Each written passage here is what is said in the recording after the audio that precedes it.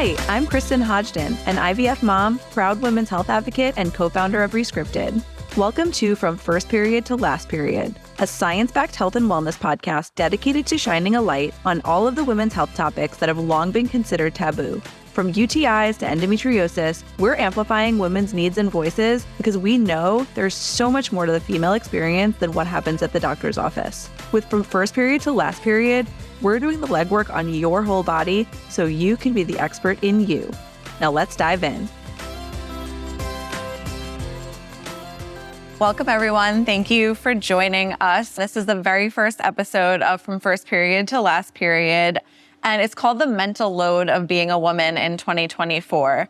Joined by my guest, honored to have you, Dr. Ty Alonso. She is a TikTok famous therapist, and just so happy to have you here to talk all about what it's like to carry the burden of being a woman with health and wellness goals in 2024. I'm so happy to be here. Thank you for having me. So I wrote something up that kind of encompasses like what this whole episode is going to be about, so I'll read it here. As women in 2024, we are constantly bombarded with messages on the internet telling us what we can do better to improve our health. Drink green juice daily. Exercise regularly, but not too much. Heal your hormones. Reverse your chronic illness. Eat to reduce inflammation. It's enough to make your head spin. In reality, women's bodies are not one size fits all, and nothing is black and white when it comes to our health and wellness. In fact, so much of the female experience happens not at the doctor's office or on social media, but somewhere in between.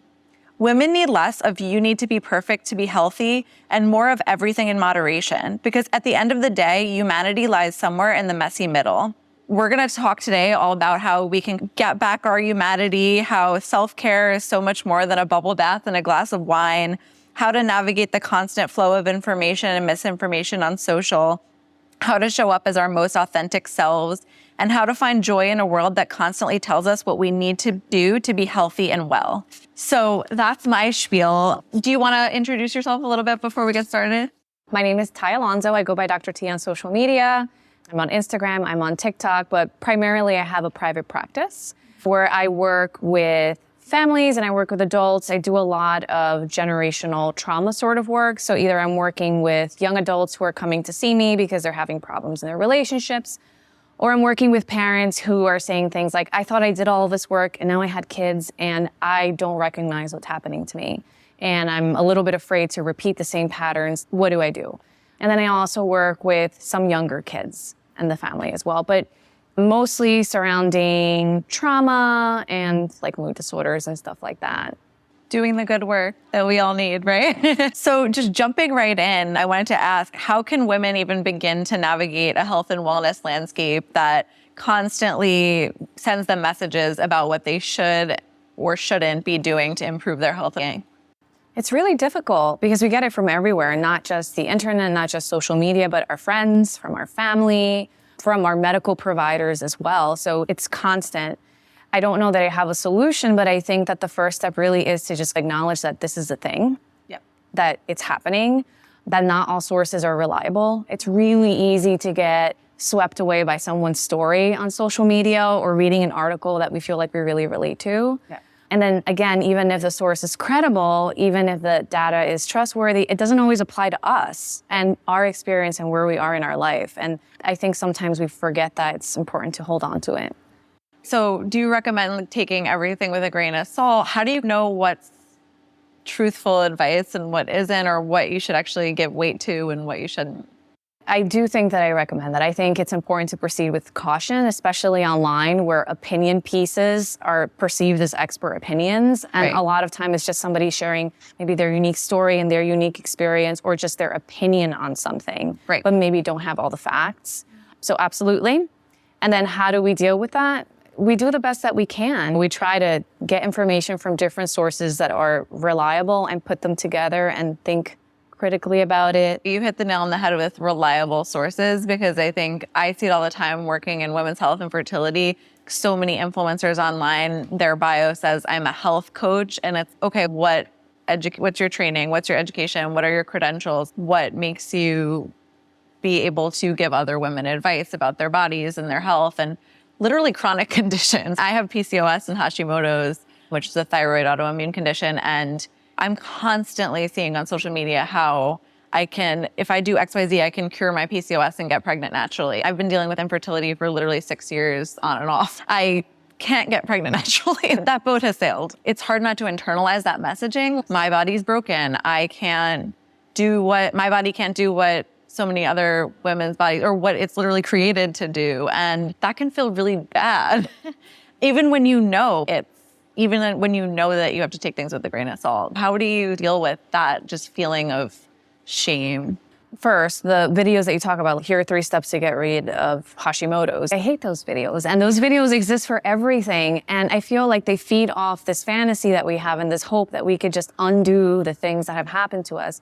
And the truth is that, sometimes this stuff, it just sucks, and it is.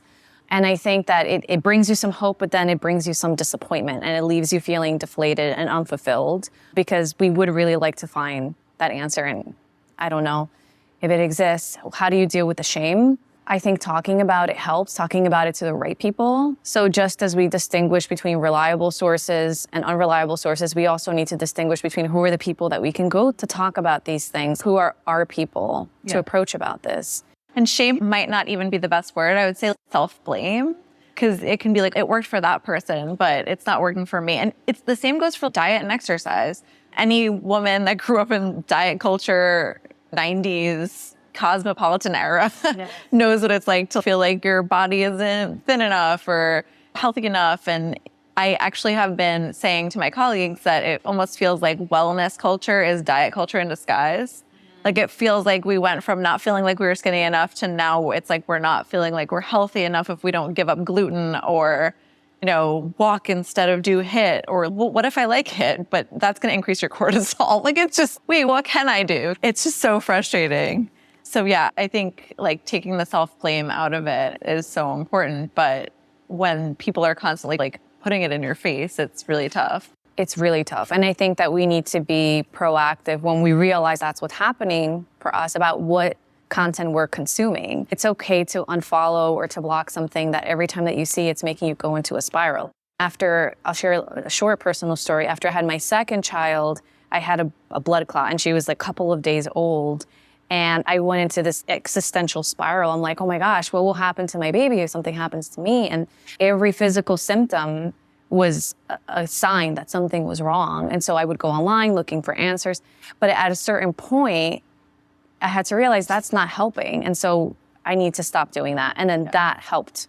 And therapy. Yeah, and therapy, obviously.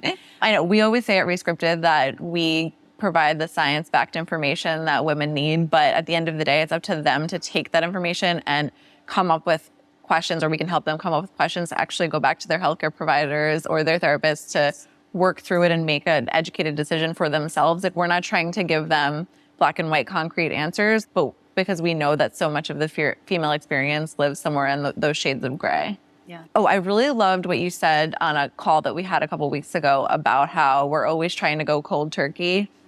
And it's so true, because it's, you can do this to cure your PCOS. So if I'm not doing that, I'm not doing the right thing. But like, maybe one of those tips could be something that I enjoy. Like, why does it always have to be like so extreme? You either give up gluten or you don't, or have to ice plunge every day. Like, why does it have to be this insane thing that is not attainable for most people, especially if you have a chronic illness and you don't have, I don't know, my friend Talia always says the spoon theory. You don't have enough spoons to go around all the time. You don't have the energy, someone that might be healthy and well all the time. Not everyone has the same 24 hours in a day. It's true. And I think we're talking about it at the right time. So we're in January. So many people creative resolutions. Some of us rebelled against it and we're like, we're not doing that this year. And then I saw a video earlier today where they were talking about how this is the time where people give up on those resolutions this time of the month. And I think that a lot of times people are choosing resolutions that are really big. Like, I'm going to lose 50 pounds. I am going to make $20,000 more this year. I'm going to start this or that. And those are hard goals to attain because they're big.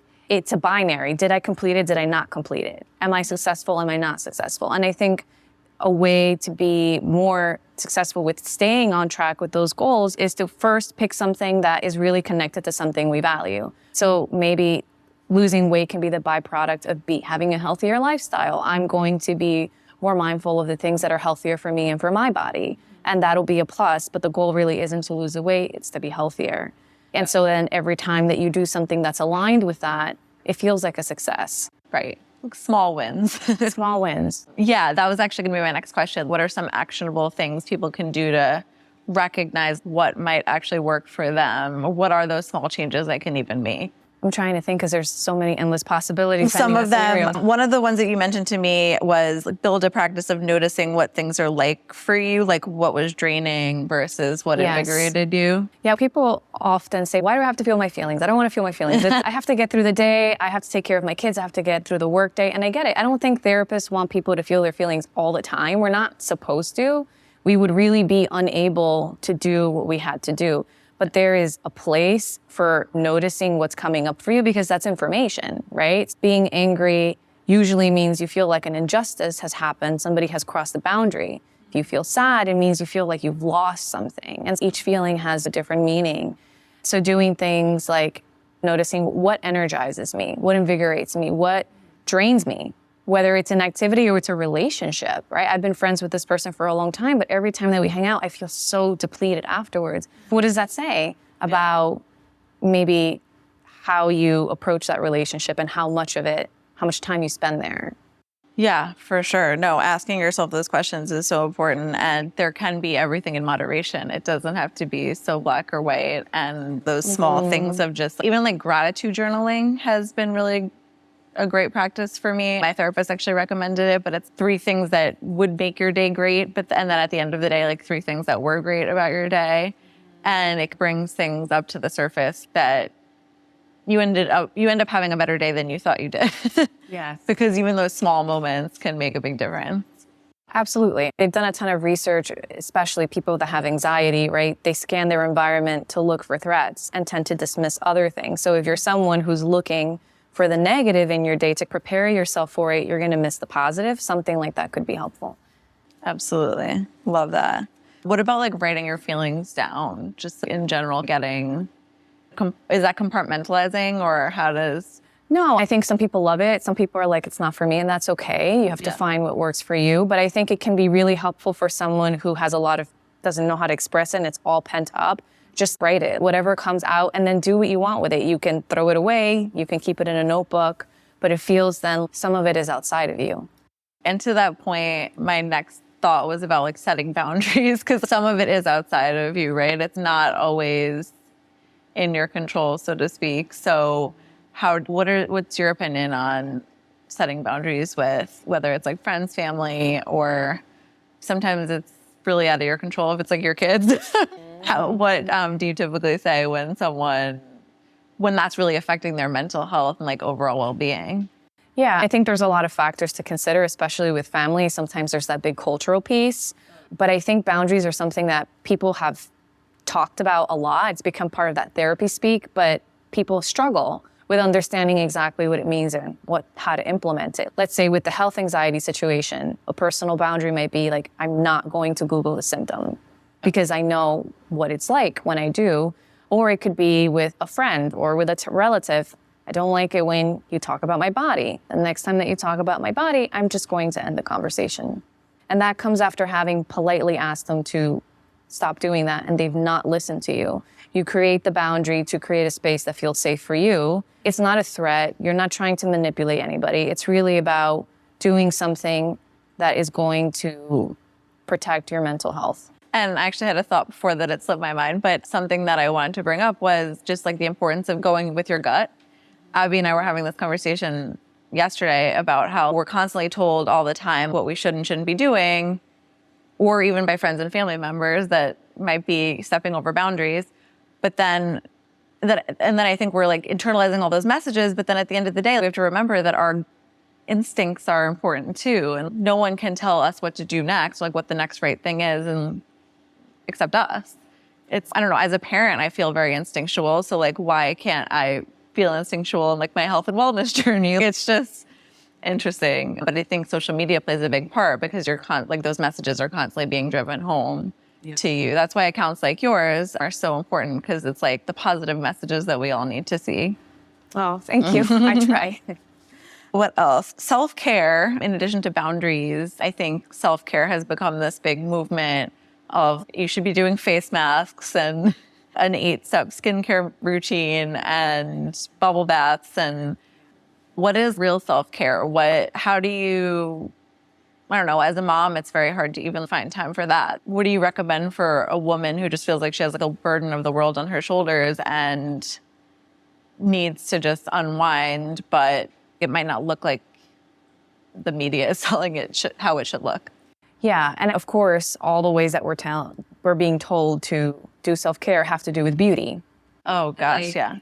Like, why is that? Why is that the thing? I think to even think that a bath and some wine and some chocolate would undo our stress, I think speaks to like how constantly dismissed our feelings are. In no way is that helpful for what we're dealing with. And self-care as a mom.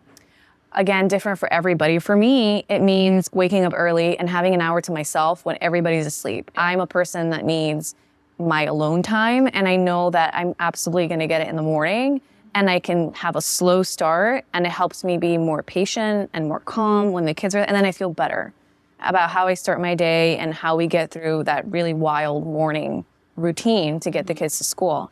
For some people, it's about having a conversation with their partner about, I need you to take this on because it's a lot right now. Yeah. Right? And setting that boundary or making that request can be a form of self-care. Sometimes giving yourself a break. There's a lot of parents I work with that are very idealistic, and the kids can never be bored and the kids can never be sad, and it's okay. Yeah. If they're bored and sad sometimes, that's life, right? Actually, that brings up a really great point of my favorite mantra is rest is productive, because I just think that so many of us are so conditioned to go, and we have to be like gua shaing our face at night and doing all of these things that fill every second of our time. And it's sometimes, no, you can be, what's the word, like rotting on the couch. You don't have to always be doing something productive. And or I do love the movement of walking as exercise, because you don't always have to be like going to an intense workout class or so those positive messages I think do help, because it just doesn't always have to be so extreme. Yeah. Doctors prescribe bed rest, right? Sometimes it's necessary, right? And I think in our daily life, we do need to rest, and we're so quick to dismiss that. We're quick to dismiss drinking water, going to the bathroom, just get through your entire workday without eating or drinking or going to the bathroom. It's unrealistic.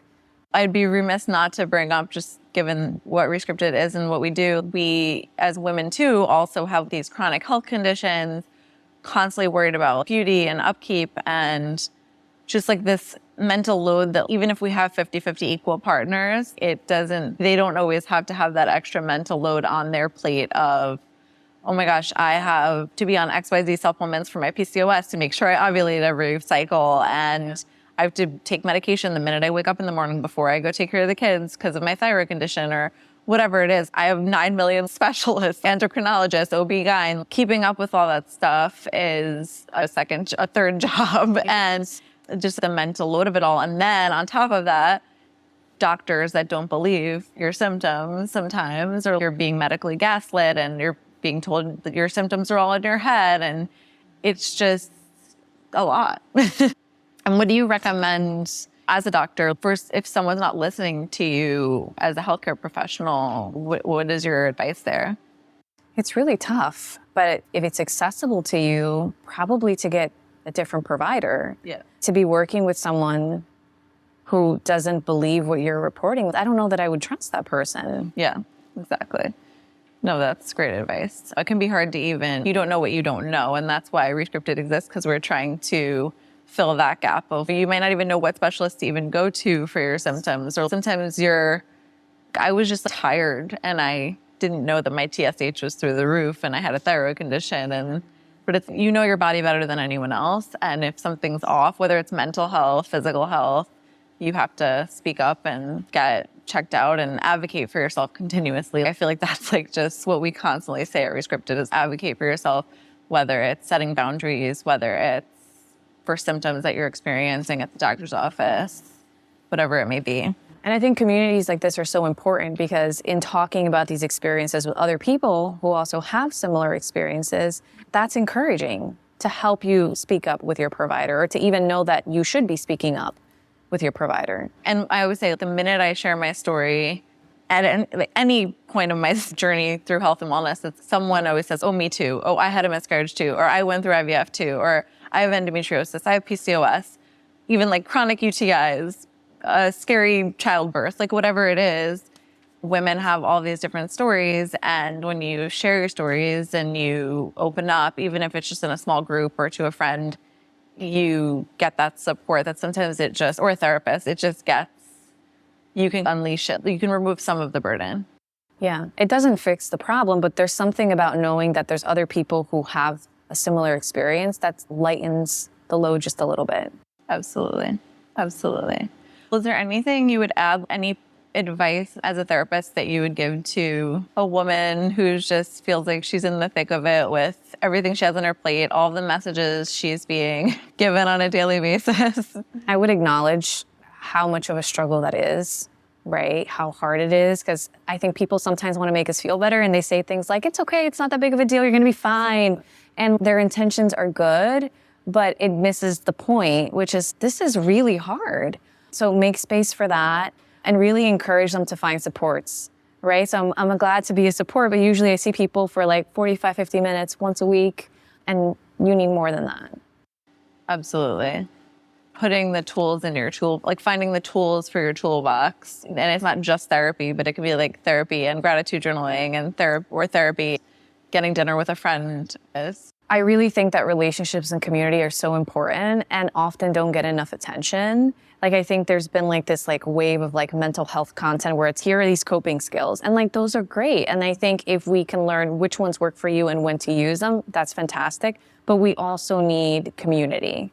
Oh yeah. Actually, Jack has endometriosis, and she was saying like the Facebook forums and the communities are like, people are just constantly saying, what did you do? Or how did you speak up for yourself at the doctor? Or like, how long did it take you to get diagnosed? And it's just, you find invaluable information when you crowdsource or you just support at the end of the day. Like some friends that Abby and I literally co-founded a business together after meeting on the internet because we bonded over IVF, twins, etc. Having that sense of community is so important. Absolutely.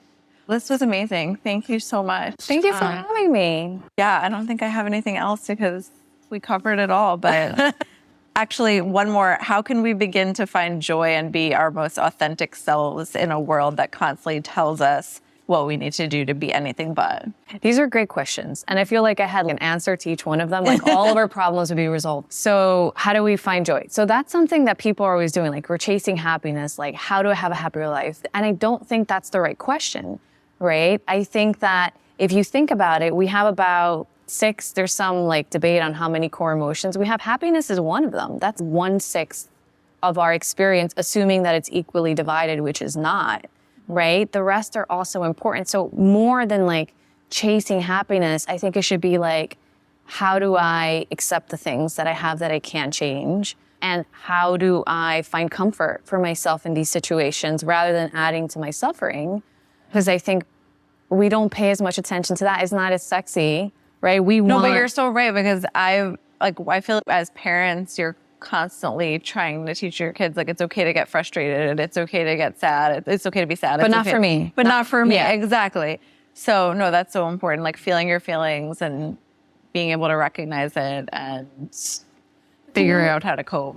To know it's okay. There's a lot of times I talk to people and they're like, oh, there I go again, right? Feeling this way. There's a lot of judgment involved with what happens. And so there's a lot of work there to undo that. You're like, it's okay. Like it makes sense that you're disappointed now. That passes, right? It's like a wave, it passes, and then it's the next thing.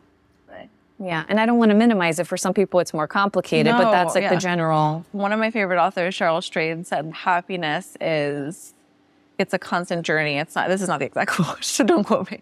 But it's happiness is, you're constantly trying to get on that boat and you're falling off, but you're like, you just keep trying to get on because it's like, it's a journey, not the destination, essentially. And I think there's another author who says a quote, happiness is finding joy in the mundane. So being able to enjoy the small things rather than those big things like your ice plunges, right? And you were talking about. Not my ice plunge. This was amazing, Dr. Tai. So happy to have been able to have this conversation. And thank you, everyone, for coming and joining us. And mute people on social media that don't make you feel good. Yes. Not us, though.